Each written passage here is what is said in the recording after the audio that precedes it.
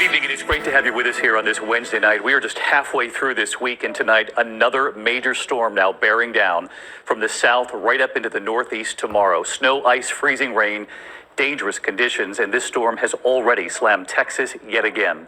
Another night there with millions without power, without heat, without water, and authorities acknowledging they do not know when the power will be back on.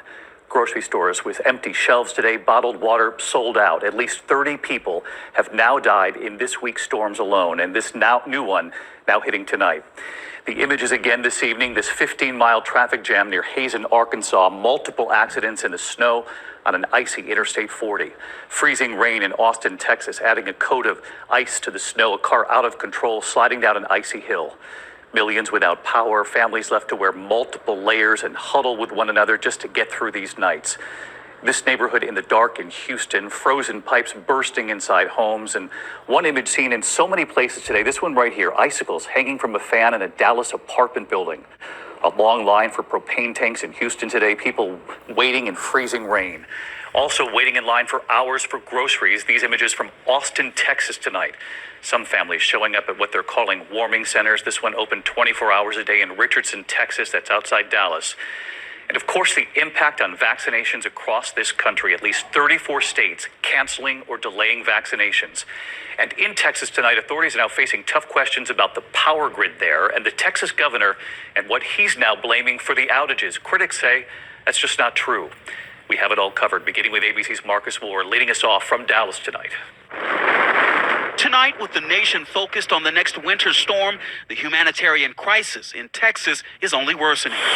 Pipes bursting in Austin, water cascading out of buildings, and icy roads sending vehicles sliding down the street. In Houston, authorities responding to more calls for possible carbon monoxide poisoning. Freezing rain and no power making travel dangerous in darkened neighborhoods. Some people are even sleeping in their cars. Broken pipes causing ceilings to cave in. This is a very bad situation, a 1-2 punch here with this second ice storm. By midday, significantly more customers in Texas without power as there were during Hurricane Harvey. Houston, America's fourth largest city, is telling residents to boil water if they even have any. How can we boil water? We don't even have power. Our team met Alexandra Quinones in line to buy firewood. We got 3 kids at home, 4, 6, and 9. We're trying to keep the babies warm. And in Galveston, The sprouted oil is the water oil, but there is not any more. many without power and water. Everything in the refrigerator now has gone bad, and supplies are dwindling.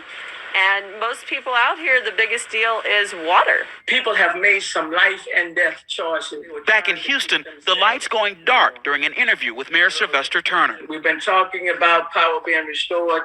Now in real time, you have seen power being turned off. The state's energy production and independence has always been a point of pride. And as the crisis persists, the governor placing blame squarely on officials at ERCOT, the private company that runs about 90% of the state's grid. ERCOT stands for Electric Reliability Council of Texas, and they showed that they were not reliable. Do you think ERCOT leadership needs to resign? Yes. Governor Abbott facing criticism for appearing to place some of the blame for the outages on frozen wind turbines. Our wind and our solar got shut down, and they were collectively more than 10% of our power grid. And that thrust Texas into a situation where it was lacking power in a statewide basis. But Abbott's own energy department reports most of the state's energy losses come from failures to winterize systems, including oil and natural gas pipelines. And now at least 2 federal agencies are investigating why the system failed so badly. Major questions tonight, and those images from Dallas right there, Marcus, are still really something to see. Marcus, back with us again tonight. All of this, of course, playing out in the middle of this pandemic, Marcus. It's having a profound impact. As you know, you've been reporting this on vaccinations. Major hubs where they've been getting these vaccines out now affected, causing real delays. David, not only are the vaccination sites in 34 states shutting down because of the weather, but the main distribution hub for FedEx in Memphis, along with UPS's in Louisville, they are both getting hit by this storm, and that could have a ripple effect across the country. The CDC also saying it expects widespread delays over the next several days as this system sweeps across the country, David. All right, Marcus Moore leading us off again tonight here. Marcus, thank you.